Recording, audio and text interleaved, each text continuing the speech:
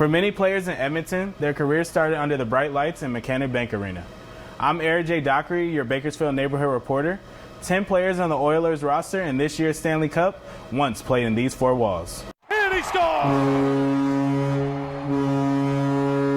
Dylan Holloway's been kind of the revelation here during the playoffs. Scored a couple of big goals against the LA Kings back in round one. Scored a big goal against Vancouver as well in round two.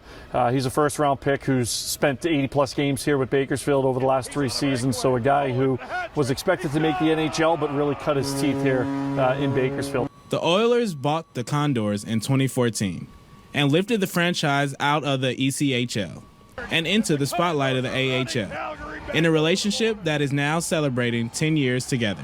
So we're the first stop, basically, for a lot of guys who end up playing for the Edmonton Oilers. All but one player for the Edmonton Oilers right now played in the American Hockey League. They didn't all play in Bakersfield, but they at least spent time in our league here in the AHL. Games 3 and 4 of the Stanley Cup Finals will head to Edmonton later this week, and you can watch it all here on 23 ABC. I'm Eric J. Dockery, your Bakersfield neighborhood reporter.